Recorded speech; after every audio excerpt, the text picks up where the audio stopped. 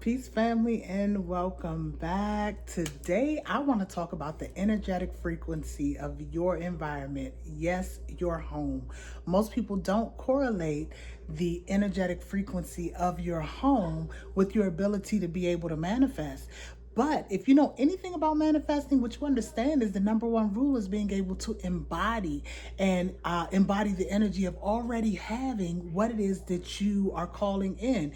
And here's what: if you have an energetically dense or heavy environment, that can absolutely cause delays in your manifestation and even blockages altogether. So today I want to talk more about that, and stick around because at the end of this video I'll actually give you 5 things that you can do weekly that will automatically lighten the energy and the frequency of your home environment so that you can actually bring in what it is that you want to see manifest in your life. If this is your first time here, my name is Tasha Yvette. Welcome to my channel. I am an energy healer, an intuitive astrologer, an autism mommy, and amongst other things. But today I'm simply just Tasha, sharing some of the things that I've learned throughout my journey that hopefully can help you. My highest intention is that you can gain something from this.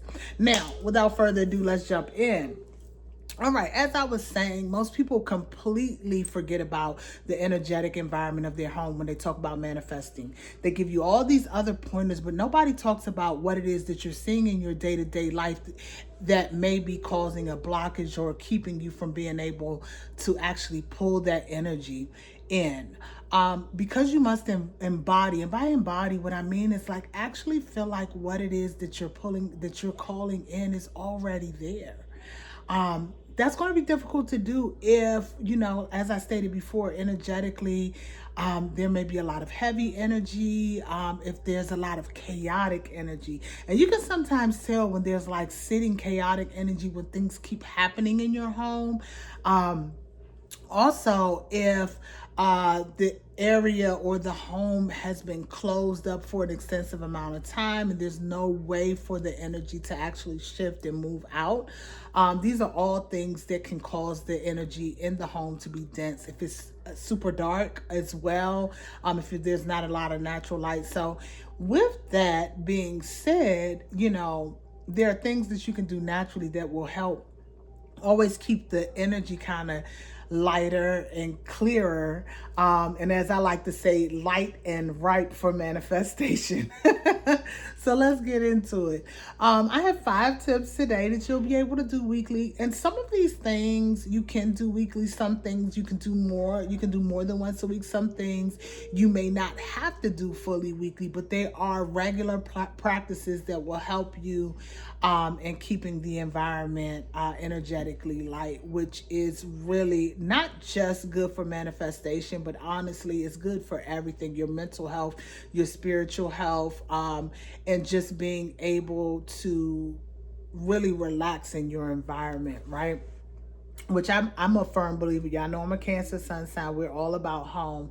And I am really a firm believer that your home should be like your castle anyway. It should be your sanctuary. As a matter of fact, I have a rug at my front door when you're coming in that actually says the sanctuary, because that is exactly what I desire for my home to be at all times. Now, let's be clear. We're human. So there are going to be things that fall away along the wayside. This is not like a sergeant at arms list. We don't want you to turn militant about it, because then you step out of the energy of manifesting, because manifesting is a lot about being in the flow and understanding. You don't want to hold on so tight to something that you are creating resistance. That's not what we are checking to do.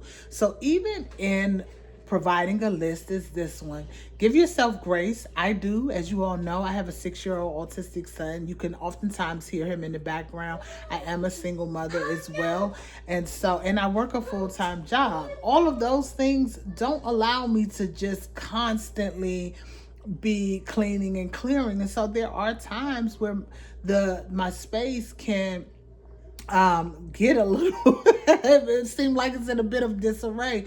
So that's where these weekly tips may come in, because if you can't do it every day, which of course most of us can't, we have lives, we have families, we have things that are going on, and it's not always as simple as people wanted to say. These are practical steps, practical things that you can implement.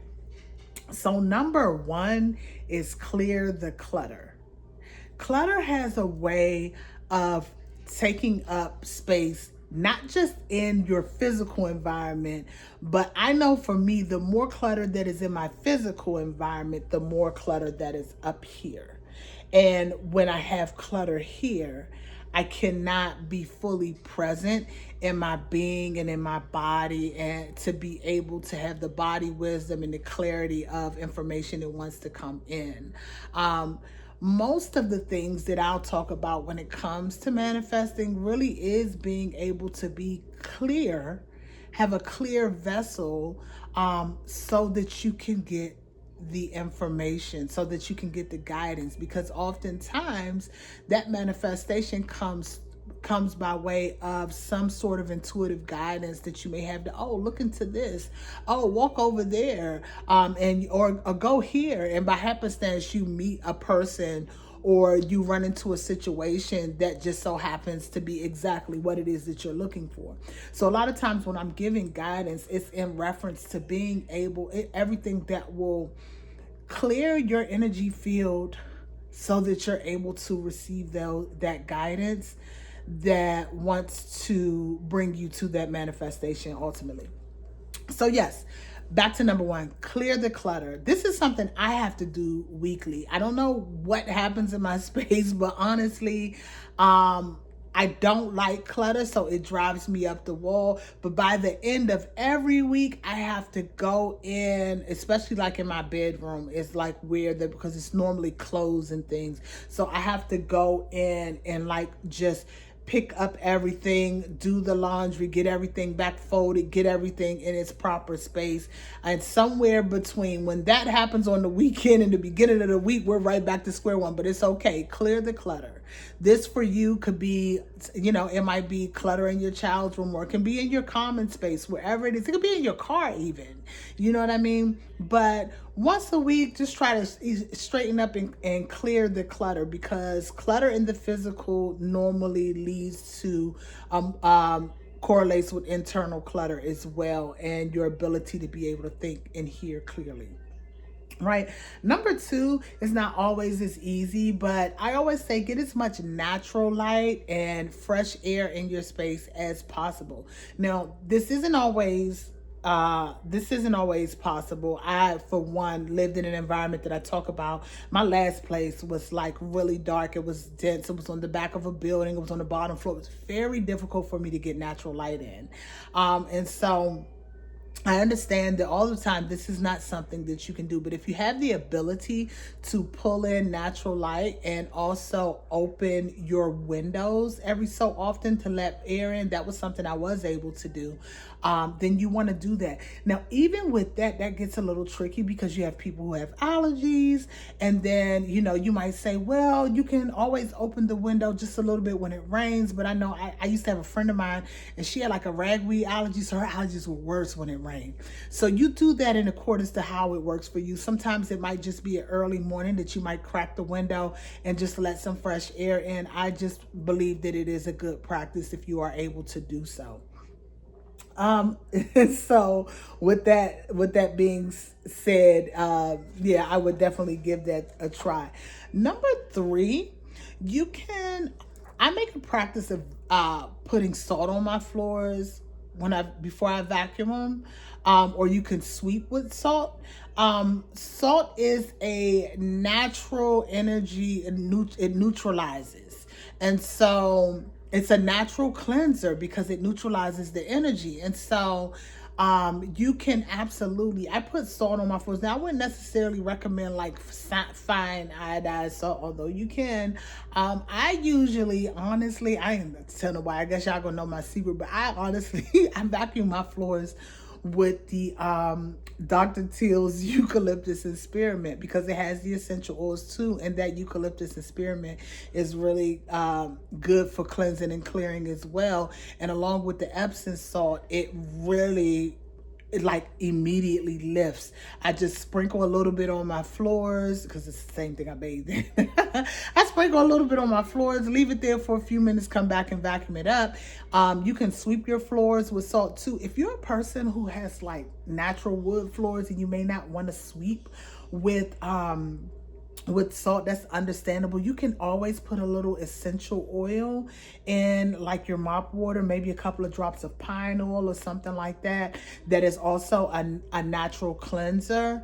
And that works too, just as well as hardwood floors. When you mop your floor, sometimes I will drop, well, not sometimes, I'll make a floor wash and actually mop my floors with it, because it helps to remove that residual kind of low laying energy that's kind of just sometimes a little stagnant and don't want to move. It's like it's stubborn, you know what I mean? And so that is also something else you can do. Another thing that you can do, I play music in my space. A lot of people like kind of like certain frequencies or high vibrational music tones and things of that nature, healing tones. I don't always do that. But I play music, and for me, it's the type of music that naturally calms and clears my space. It's to my liking. I wouldn't necessarily recommend any kind of like harsh lyrics or heavy bass. Um, Heavy bass tends to actually bring down the energy into the lower chakras, so it's a little bit more dense. It's a little bit more heavy, you know what I mean? And what you're trying to do is actually lighten the energy. So I wouldn't necessarily do anything by way of that, but just, you know, nice, relaxing music or something that naturally brings you joy. I think when you're joyous, you will actually send out that energy throughout your space, right? And so that's something else you can do.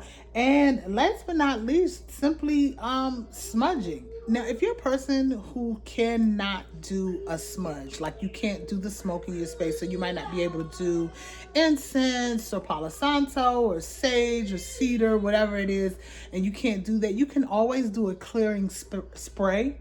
They're easy to find, but also you can make one if you know.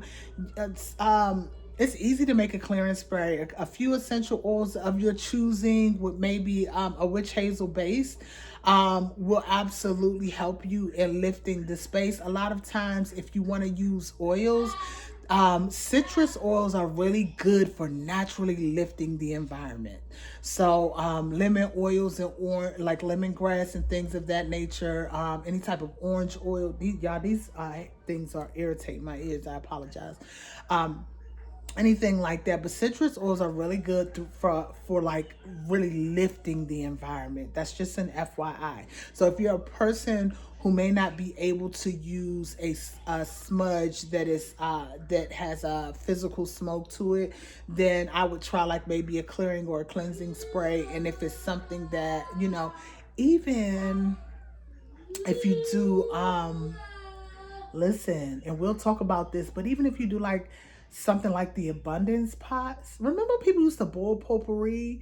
Well, that really comes from something that's a lot more ancient than that fake potpourri they used to put in that pot.